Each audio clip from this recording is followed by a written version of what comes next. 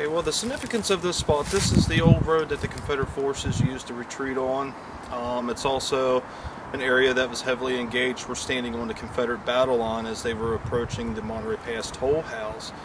About 150 yards, 200 yards behind me is where the North Carolina sharpshooters, they managed to stop the wagon train, and they deployed and skirmished forward up to about this spot here, and then they started receiving artillery shells as well as case shot coming in from Pennington's two guns that were positioned at the toll gate turned down toward here.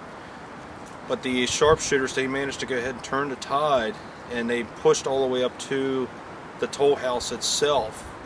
And it really, this is probably about dawn of July 5th, and from this point on, Kilpatrick, realizing that there's more Confederate reinforcements coming in off of this road here, he's forced to give up Monterey Pass, and he'll go ahead and order the rest of his cavalry division to descend South Mountain down into Waterloo, and he'll call a halt to the battle at Ringgold at approximately 7 o'clock in the morning.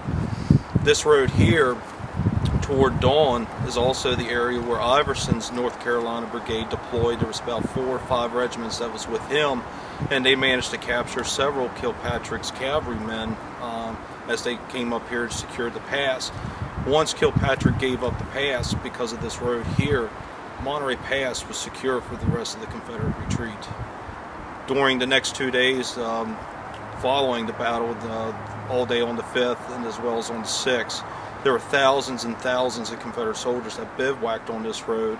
The 1st Infantry Corps, A.P. Hill's Corps, marched down this road, followed by General Richard Ewell's Corps. Now, Longstreet's Corps came in up through the Emmitsburg Pike, which is off to my left.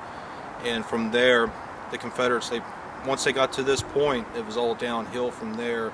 The roads were good. But this road here that I'm standing on, any Confederate soldier who marched upon it, he wrote about it. Several soldiers noted that they lost track of how many times they fell down in the mud.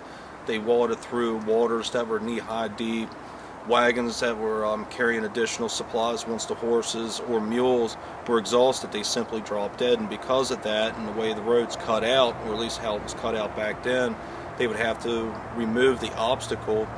So the Confederate forces really did a good job managing and keeping the operations as well as this road going. And because of that, the last Confederate soldier marched through here very early in the morning of July 6th.